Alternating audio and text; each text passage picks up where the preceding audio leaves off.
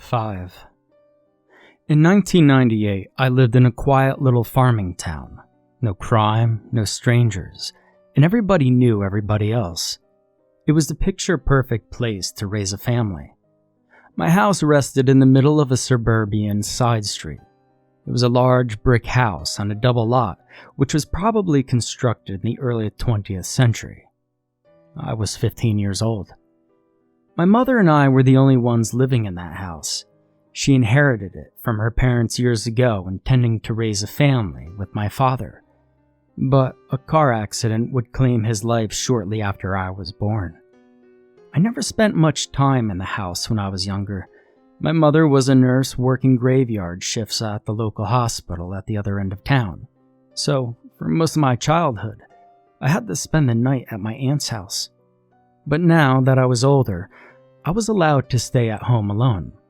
Being raised largely unsupervised, I was given a certain degree of freedom and responsibility which I did not abuse. I never threw parties or snuck out at night. The most rebellious thing I did was invite a friend or two over on weekends to watch movies and play video games all night. But on this particular Friday night, it was just me alone at the house. I was watching scary movies, eating popcorn, and listening to grunge rock radio. The only disturbance came from my pet cat, Romeo, jumping on top of the television. Eventually, I got tired of this and threw him out of my bedroom, closing the door behind me. Now, it might seem harsh, but I really hated that cat. Whenever it was just the two of us at home, he would jump on the furniture, claw my back apart as I slept, and tear up the carpet. I could still feel the claw marks he left on me from the night before. Now, a few minutes later, I heard a faint crash downstairs. I angrily turned off the radio and listened for it again. Silence. I've been staying at home overnight alone for almost 3 years now. I was used to the creaks and cracks this old house made. It was not my imagination.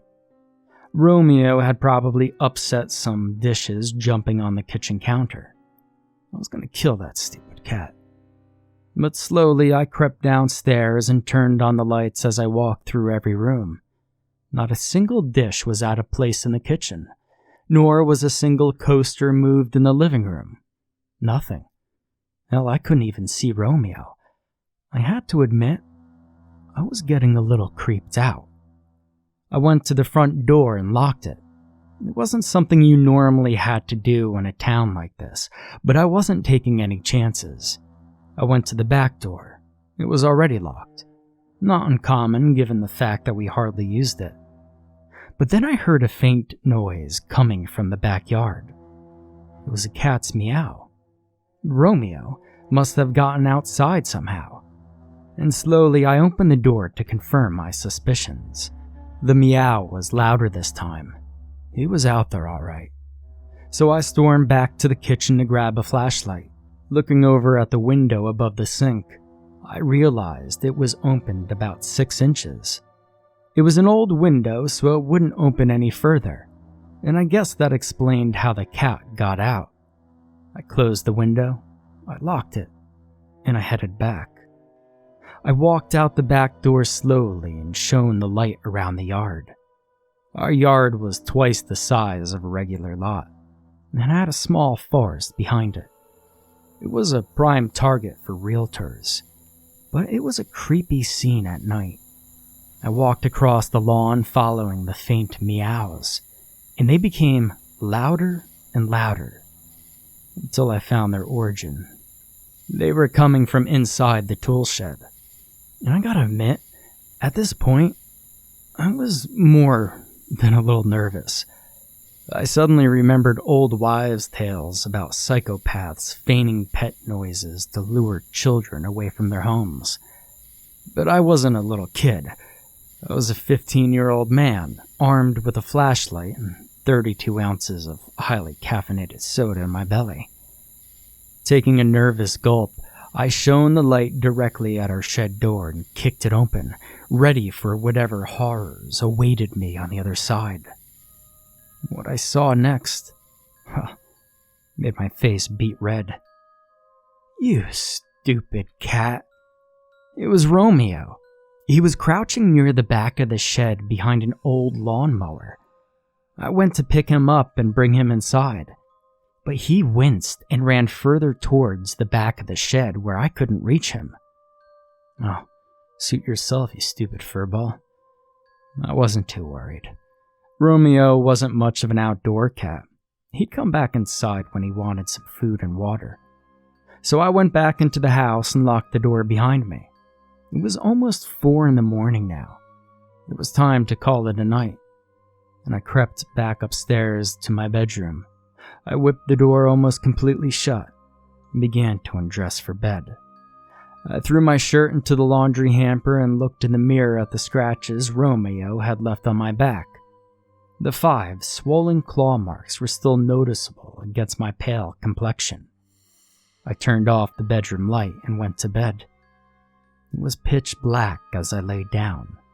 The only light came from a small crack in the hallway, and I looked at the wall as the strip of light began to grow wider. My door was creeping open. Romeo must have finally came back inside looking for a warm place to sleep. But then I realized something. Cats only scratch with 4 claws, and Romeo was locked outside. Something else had been clawing my back at night, and something else was making its way into my room. Nail. My heart was beating rapidly as I pushed my face deeper into my pillow. I couldn't bear to look at whatever horrific thing was approaching me. It was ready to strike. Suddenly, and without warning, it jumped onto my bed. With a rush of adrenaline, I sprung up, ready to fight for my life. I would have killed Romeo if I wasn't so relieved to see that it was him all along. Twice that night, that rotten little feline almost given me a heart attack, and I was about to exhale in relief. But things didn't quite add up. How did the cat get back inside? What was the crashing sound downstairs? And where did the claw marks on my back come from? I was tired, I was panicked, I was covered in sweat. And so naturally I threw the cat into the hall, locked the bedroom door, and flopped onto my bed before finally passing out in peace. Whatever groovy mysteries existed in this house could wait until the morning. The next day I awoke to the smell of bacon and eggs. Downstairs I was greeted by my smiling mother. We exchanged small talk about our nights just as we always did. After breakfast, I decided to ask about the previous night. I was careful not to divulge everything, lest I be seen as a scared little kid. I merely asked her how Romeo could have gotten back inside. She explained to me that it was an old house.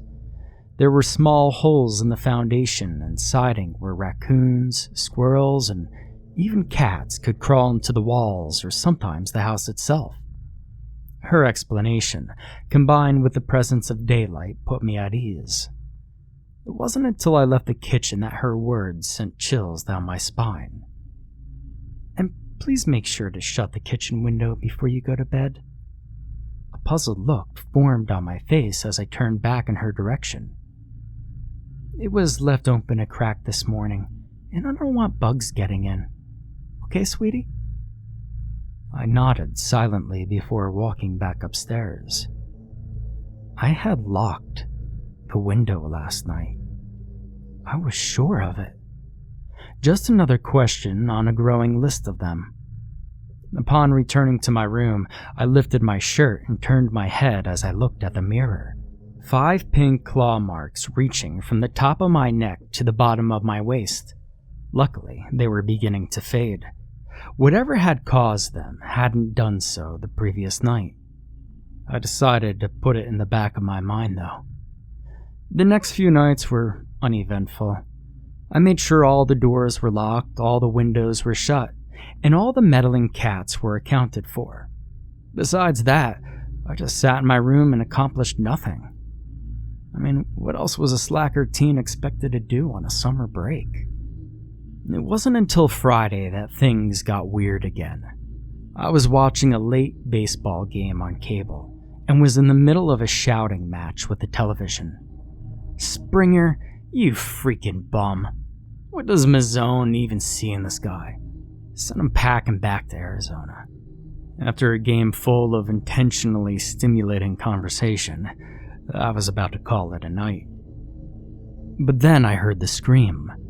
It was a piercing sound, neither distressed nor boisterous, not even human. It was animalistic, but unlike any animal I'd ever heard. Whatever it was angry. The security in my room could not be understated. I live on the second floor. My door was deadbolted, and a small handgun was locked in the bottom of my dresser for emergencies. Yet, I couldn't help but recall what my mom had said about the holes in the house. I had to find them. But the screams, well, they were getting closer. I mean, was nobody going to call in for a noise complaint? Of course not.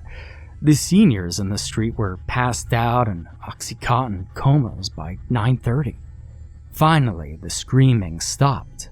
Now was my chance. I rushed downstairs with a cat in my arms. I threw him out the back door. Now, it might seem like I was sending him to his death, but I figured he could find his way back in like he had the night before. Right? There was only one way he could go. I rushed across the house to the basement door, unlocked it, and headed down below. It was a dark and dingy place. The floor was actually just dirt, with the moisture turning it into mud. The only light came from the flashlight shaking in my hands.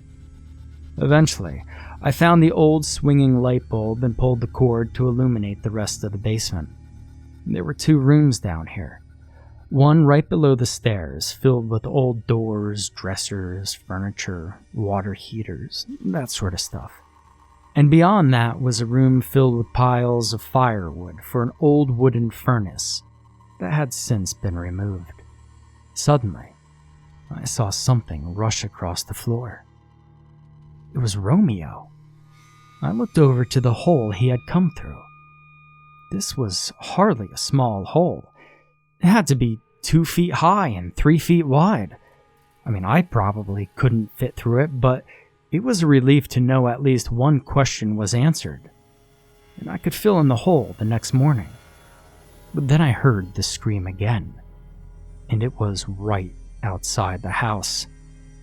I panicked for a moment as I looked around. I grabbed a wooden door and threw it over the hole. Then I collapsed a pile of wood in front of the door. It wasn't much, but it would have to do. I froze for a minute to see if it would hold. A loud thud shook the jury-rigged blockade, but it held, and whatever was trying to break through would have to settle for scratching. But then it stopped. I waited just a few more minutes just to be sure. And nothing. I grabbed Romeo and made my way upstairs. My heart was still pounding and my hands were shaking. By the time I made it back to my bedroom, I was calm. That is, I was calm until I gazed out the bedroom window. And it was here that I saw a shadowy figure rushing into the thick forest behind my yard. It stopped for a minute and stared back at me. And in that moment, I knew we hadn't seen the last of each other. The next morning, I acted like nothing was wrong. I calmly stumbled into the kitchen where I was once again greeted by my mother. We chatted and I explained that I had found the hole and was going to fill it in with some old cement. Mom didn't protest or inquire any further. She was probably just thankful I was taking an interest in doing some handiwork. That afternoon, I headed to the basement. It was much less eerie during the day. I walked over to the second room. The door and wood were still piled in front of the hole, so I definitely hadn't imagined what had happened there last night. I tossed enough wood aside until I was able to move the door. I flipped it over. The door was clawed to shreds. Not surprising, given what had taken place the night before. but something was strangely familiar about these marks. I paused for a moment before finally piecing it all together. These were the same marks that had clawed into my back. And they weren't animal claws at all.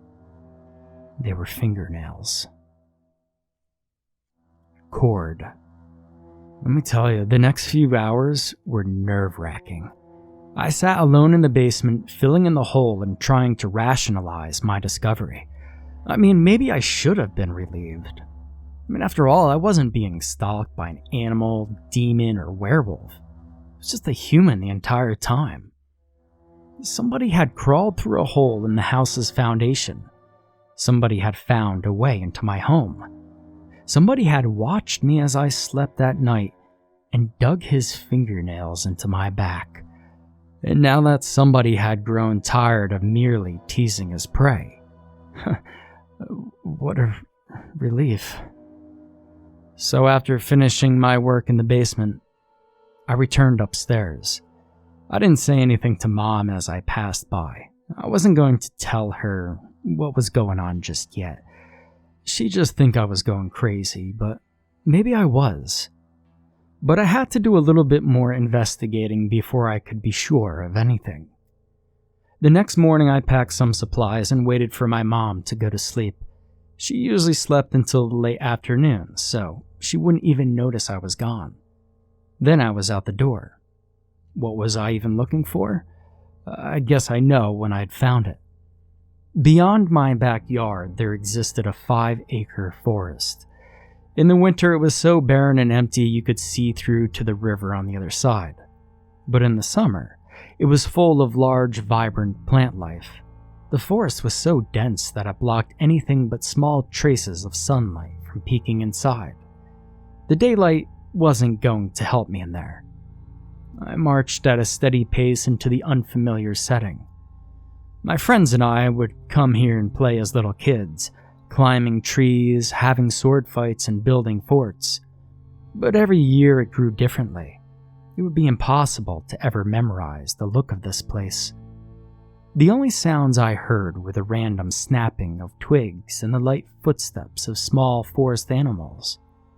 It didn't take me long to realize that Romeo had followed me into the forest.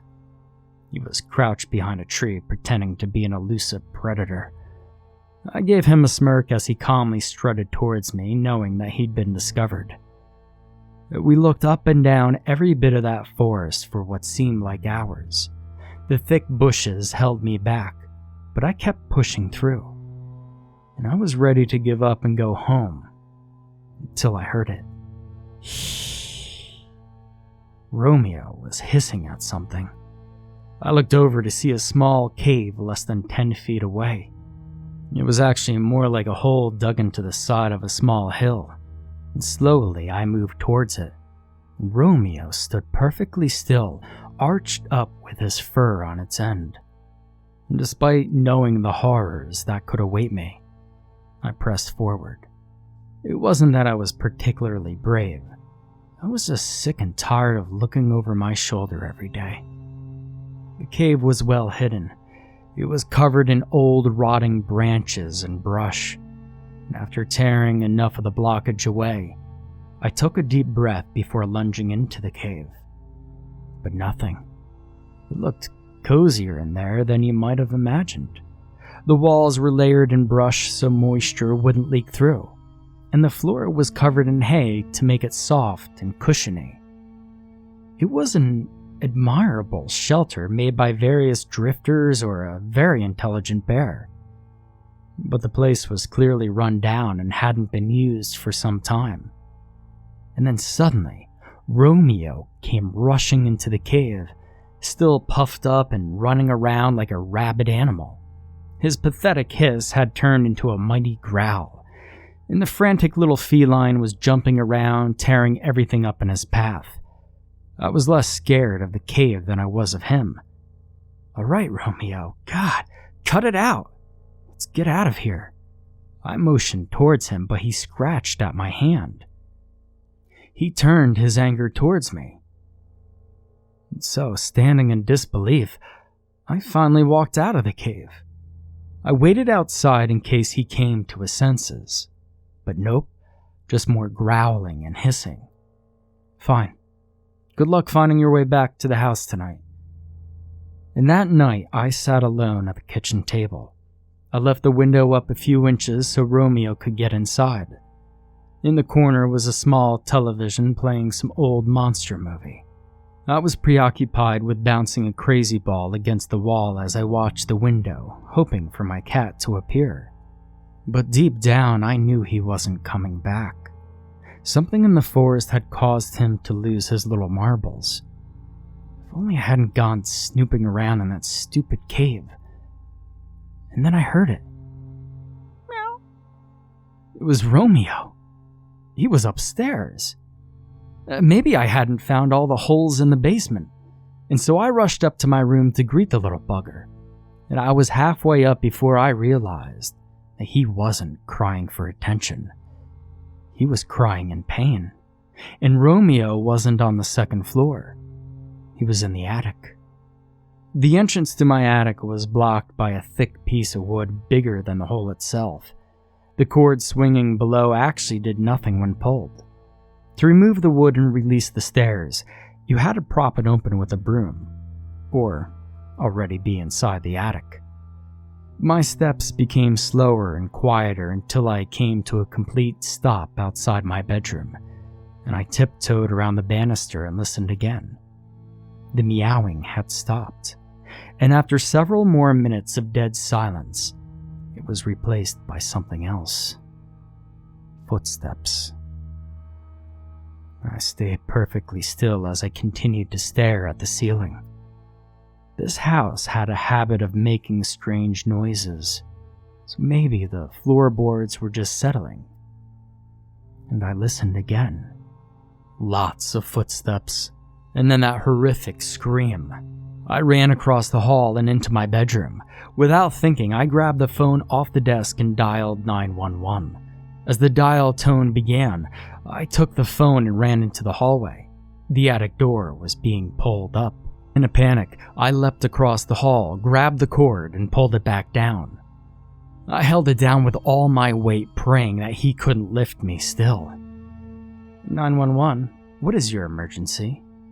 I told them all I could with the phone receiver wedged between my ear and shoulder, my name, my address, and the horrible thing that awaited me in the attic. We'll send someone over right away, Mr. Fletcher. I need you to stay on the line for as long as... And then silence. I turned around to see that the cord had been ripped out of the phone. Perfect. The attic door continued to rattle up and down as I fought to keep it closed.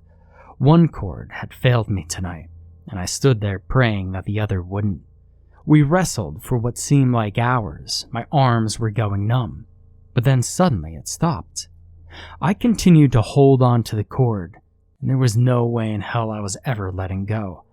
And suddenly, out of the corner of my eye, I was grabbed by a shadowy figure in black. I yelled and panicked before realizing that there were two of them. They were cops. As the younger one held me back, the older one pointed his gun towards the attic. He motioned at me to confirm. I nodded. I tiptoed across the hall and grabbed a broom from the closet, and slowly I pushed against the wood cover, propped it to the side, and allowed the attic stairs to slowly come down to the hall. The two officers slowly made their way up to the attic, and I stood below with the broom still in my hand. And after waiting in agonizing silence, I heard their mumbles from above. Oh my God. It's clear. I slowly crawled up the stairs. As I entered, it was clear that the man was gone, but each officer was looking at the floor. They turned their attention to me, and in anxious confusion I looked to see what had caught their attention. Romeo was laying on the floor. His fur was soaking red from his own blood. He was dead. My breathing became heavy as I started to choke up. When his cries stopped minutes earlier, I already knew what had happened. But actually seeing for myself was unbearable. The young officer continued to look around the room. He suddenly stopped to turn to the older one. "Hey, Walker, come take a look at this." The older officer walked across the room. Without hesitation, I followed him. I didn't think anyone else could shake me up after what I had just seen. But I was so wrong. Something had been written on the wall in Romeo's blood. "Come back soon." Sick. I was now sitting in a small interrogation room at the local police station. Sitting across the table from me were the two officers who came into the house. The older one began to speak. "My name is Officer Walker. This is Officer Dixon. We understand that you've gone through some horrific events tonight. But with your help, we want to get to the bottom of this. So why don't you tell us all that you know?" So I told them everything. The scratches on my back, the hole in the basement, my trip to the forest, and the footsteps in the attic. The only part I neglected to mention was the existence of the cave. I didn't even know why I left that part out. Maybe I didn't want to look like a total idiot, or maybe deep down inside, I wanted to deal with this myself. We all sat in silence for a moment before Officer Walker continued. "Well, you see, that's where we have a little problem. Our guys combed through the house. They found no signs of forced entry, no traces of a man in the attic, and no evidence that leads us to think there was anybody else in the house that night besides you and your belated pet." "So what? You think I killed my own cat and set this whole thing up?" "Hey, look, you're just a kid, single working mother, constantly tossed between living with your aunt and living unsupervised. Maybe this is just maybe it's just a cry for help. Growing up without your daddy, not that he would have done good by you anyway." My eyes were almost tearing up in anger at Officer Walker's sneering remarks. "Don't you talk about my dad like that. He was a good... Listen, kid, he was a drunk. Think you're some special snowflake? Marge Hannigan lost her daughter. Her husband Richard skipped town, and nobody even has a clue where her boys went." "That's enough, Officer Walker. He's been through enough tonight. Why don't you get Mrs. Fletcher to sign off on that paperwork?" Officer Walker glared at me for a minute before exiting the room. My mother was waiting in the hall with tears in her eyes, and I turned my attention to Officer Dixon. "What exactly is my mom signing off on?" "Well, we just want to keep you overnight to make sure you're okay to return home. Some of our guys are also removing any knives, tools, and firearms from the house just to be safe." He looked at me in silence as if waiting for something. I knew what it was. I reached into my back pocket and pulled out the key to my bottom drawer. Bedroom desk, bottom drawer, compact ORM pistol. Officer Dixon chuckled as he reached for the keys. He was trying to make me feel better, I guess, but he knew it was useless. He saw the look of defeat in my eyes. They just didn't believe me. They were treating me like the crazy one. The shadow who haunted me had come and gone as if he were a ghost. I mean, what kind of terrible thing was I dealing with? Anyway, I was carted off into the cell like a common criminal. It was a small room with a tiny cot, a seatless toilet, and a small barred window with a view of the parking lot. This usually served as a drunk tank, but tonight it was going to be my own miniature prison. "I got you a glass of milk and a tuna fish sandwich in case you were hungry. Officer Walker is over there at his desk, and I'm out in the main lobby. Give me a holler if he gives you a hard time." "What about my mom?" "Well, she's staying with your aunt tonight. She'll be here to pick you up in the morning. She also wanted me to give you a message." I looked up, waiting for him to relay her typical mushy mom talk. She said, "Sweet dreams, stay safe, and your dad is always there to protect you." That's a weird little message. She never really mentioned my dad much, but I guess weird situations like this could bring out strange emotions in a mother. Hey, sleep tight, kid. Officer Dixon gave me a nod before closing the door and locking it behind him. I laid down on the thin mattress and sat wide awake for what seemed like hours. My cell was in total darkness. The only light came from Officer Walker's little office. The only sound came from the grumpy old officer writing reports at his desk. But suddenly, I heard a squeaking sound. It was faint at first, but it grew louder. After a moment, I saw the shadow of a hand in the moonlight. Somebody was at my window. It was him. Now I wanted to turn around, but I sat there, waiting for the sound to go away. And then it did. My panting breaths became louder as I started to panic. I was about to spring up from my bed when I heard something else. A shriek, a struggle, a crash, and then a thud. The lights went out, not just the one in Officer Walker's office. I'm talking the whole station was pitch black. I was sitting in total darkness. Finally, I began to stand when I saw the shadow moving towards my cell. I couldn't see his face, and I couldn't tell you how tall he was or point him out in a lineup, but I knew it was him. And slowly I crept to the back of my cage. I looked for something, anything to defend myself with, and he stood motionless in front of my cell. For a moment, I was grateful to be here. The cell was no longer keeping me in. It was keeping him out. But then I saw him reaching into his pockets. The keys to my cell jingled in his hand. I couldn't scream, I couldn't cry for help. I just waited in horror for the shadowy figure to enter at its whim. He turned the key into the cell door, but then he just walked away. My mind couldn't process what was happening. Hours ago, he almost got me, but now he had me trapped and he just walks away. I waited for a few minutes before turning the key and slowly opening my cell. Before I left, I saw something written on my window in his breath. Come home. I ran into Officer Walker's office. He was lying on the ground. I rooted through his desk until I found a flashlight. Shining it on him, I realized he wasn't moving. He was covered in blood. I didn't know if he was dead or alive, but I knew I was getting out of there. And so, barging through the door, I ran out to the main office. Officer Dixon had suffered the same fate. Dead or alive, he was covered in blood and motionless.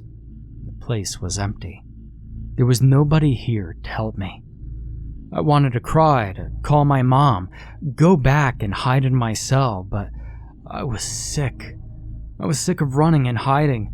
I was sick of using doors, roofs, and metal bars to separate us. The shadow didn't have to come to look for me anymore. I was coming for him now. My heart was pounding in fear and anger as I sprinted out the doors of the police station. I ran down the sidewalk, cut through the backyards, vaulted over fences, and ran through the river until I was finally there. I panted with excitement and fatigue as I stared at the cave in front of me. And this time, I was ready for him. I knew he was in there. And with a sense of reckless bravery, I turned on my flashlight and charged into the cave. But it was empty. The hay was now scattered all over the floor, and dried up blood was spread in the corner. There had been a struggle. Hell, Romeo had put up a good fight. That brave, stupid cat. I shone the light up on the walls and looked on in horror. The walls were covered in photos. They were photos of me, walking in the forest, camping in the backyard, walking with my friends, and sleeping in my room. I realized that he hadn't been following me for a few weeks. He'd been following me for months.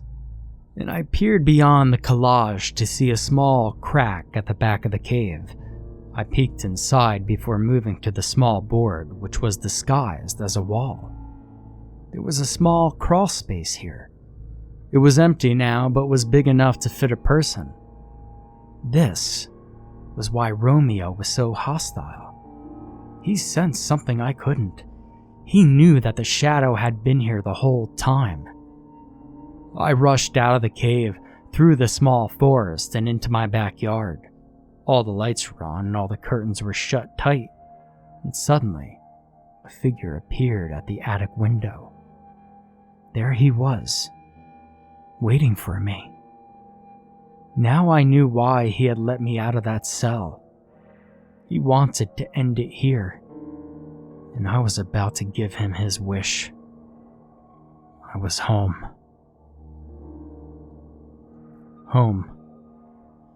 The shadow stared down at me as I made my way towards the house.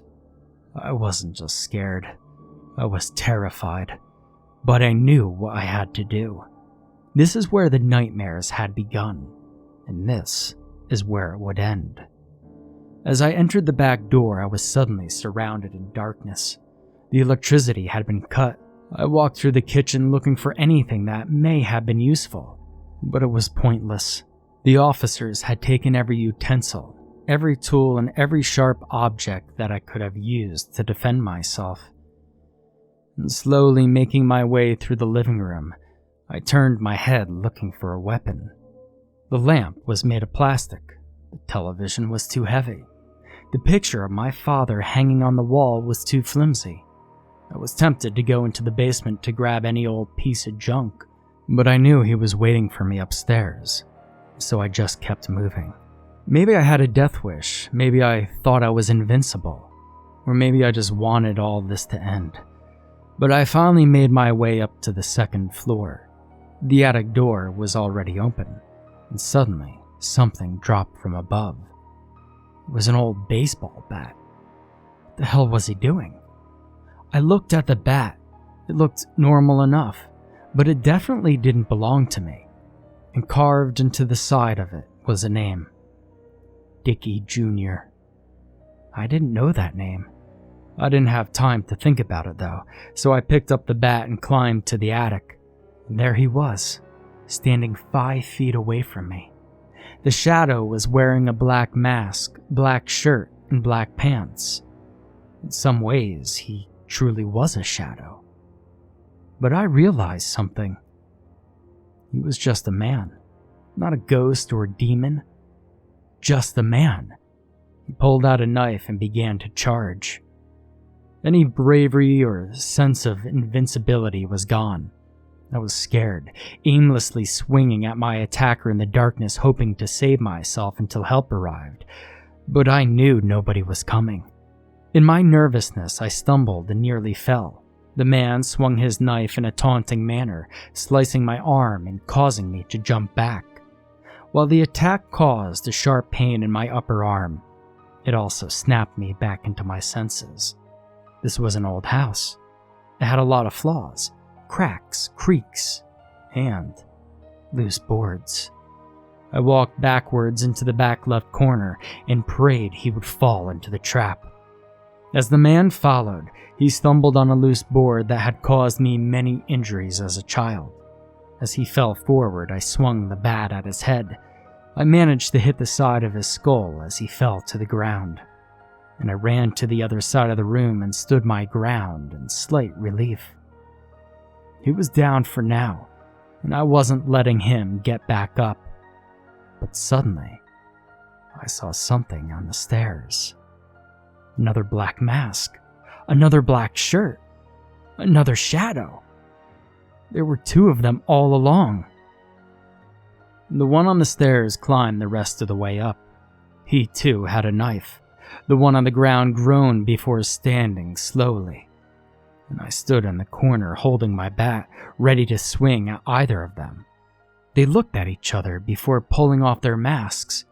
It was a man and a woman, and I knew them both.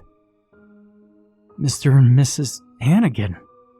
Richard and Marge Hannigan had lived 3 blocks away from me for years. It was a quiet little farming town. Everybody knew everybody else. But after the death of their daughter, Mr. Hannigan skipped town.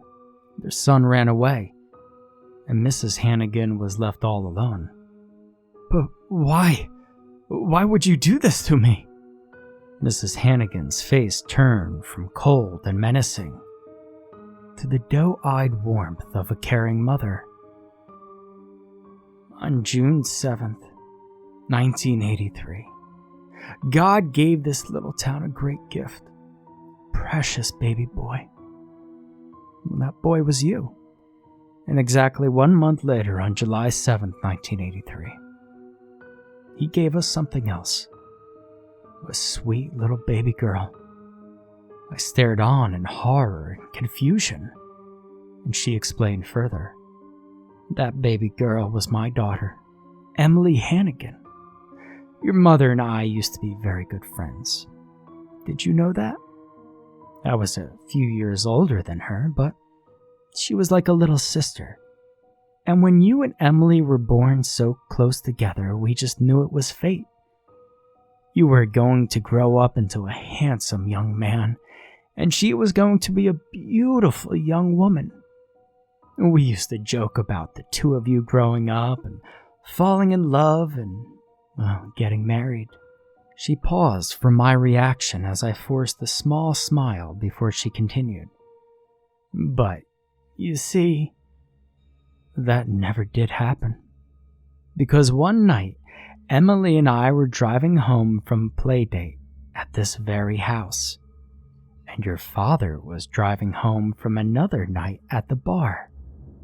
And he was drunk, just like he always was. We didn't even see him coming. Mrs. Hannigan broke down into tears. Mr. Hannigan looked at me as if he was about to speak, but I quickly interjected. So what?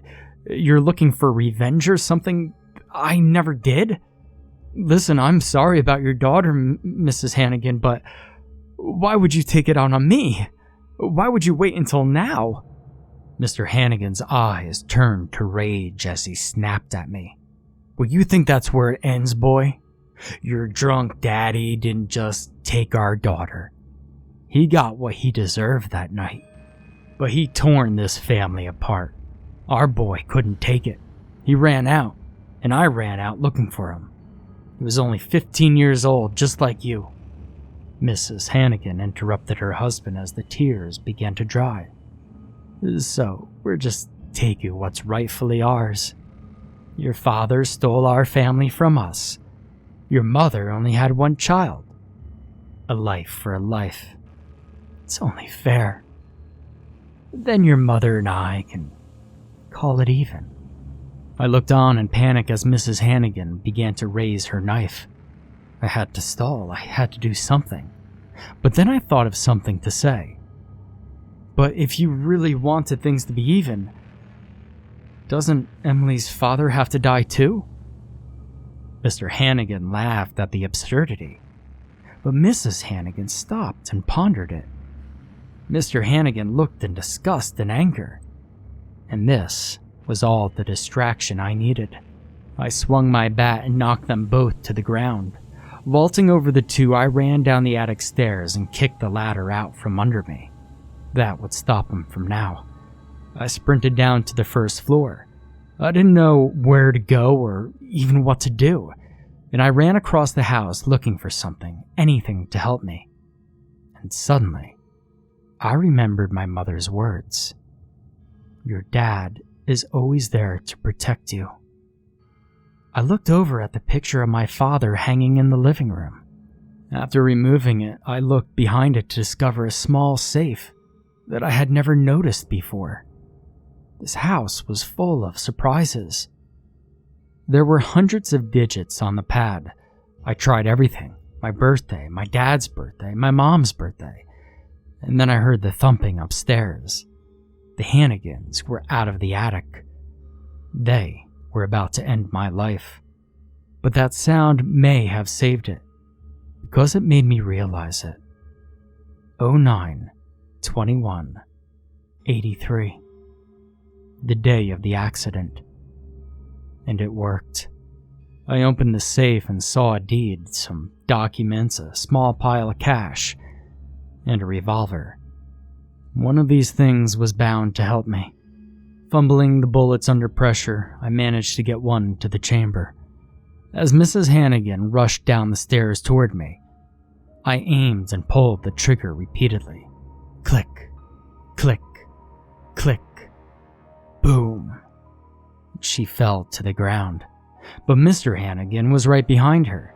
He charged at me and raised his knife, and suddenly the front door crashed open and another gun fired.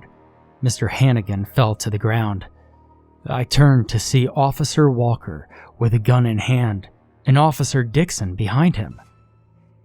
Now I'll spare you the boring scene that came next with the ambulances and the stretchers and the police cruisers and, well, my weeping mother suffocating me with hugs. But Mr. Hannigan died several minutes after being shot. Mrs. Hannigan survived, but she was institutionalized for life. Officer Walker retired from the force a few years later. Officer Dixon quit the force and moved away shortly after the incident. And my mother and I decided to get the heck out of that town. The day we moved, we were visited by Officers Walker and Dixon. No gloom, doom, or even news of a breakout at the mental hospital. No, just a friendly goodbye. Officer Walker was a lot friendlier than he had been when I first encountered him. Getting mutually attacked by a psychopathic husband and wife, well, that'll do that to you. Officer Dixon was standing on the porch with me as we made some not-so-casual conversation. Listen, son, you won't have to testify or anything. We've got a strong enough case against Mrs. Hannigan to keep her locked away for a long, long time. You're coping okay, though, right? Well, I'm sleeping a lot better knowing that nobody is stalking me or plotting my death. Officer Dixon chuckled at the dark-humored joke as I continued. I still don't get quite everything, though. How they entered and exited the house without a trace, and how they managed to break into the police station unnoticed. Or how they thought hurting me was somehow going to bring their family back together. Well, tragedy can really hurt some people, kid. It's best not to get hung up on the details. Some people cope. Some people run away, and some people just lose all control. Normal, sane people just can't begin to understand the mind of a crazy, nor should they try. The speech was interrupted by the honking of my mom's car. It was time to go. Officer Dixon and I stood up as he extended his hand. We shook and parted way. As I walked away, he hollered, "Don't you go causing any trouble out west. Walker and I won't be there to save your butt next time. Hey, stay away from those attics, basements, and caves in the woods." I smiled and waved as my mom drove off. And that was it. It was all over. It's been almost 17 years since that day. It's no longer 1998, and I no longer live in a quiet little farming town with my mother. I'm a grown man with a wife, newborn son, and a quaint, mid-sized house in the urban sprawl. So, why am I telling you this story now? Because the other day I received a package at the door. I opened it to discover a small kitten. He had black and white markings in a familiar pattern. He looked just like Romeo. He meowed with the excitement at the sight of me. And the minute my son laid eyes on him, I knew we had to keep him. But perhaps it was a strange prank or a random abandoned pet. But there was no return address. There wasn't even a postage stamp. At the bottom of the box was a photograph. It was a picture of a father and a son. I didn't recognize either of them at first. but I had seen them both before. I flipped the photo over, and handwritten in pen was Richard Dick Hannigan and Dickie Jr. It was Dick Hannigan and his son. Dick's son. And suddenly, I remembered what Officer Dixon had said to me all of those years ago. Stay away from those attics, basements, and caves in the woods. Except, I never told him about the cave in the woods.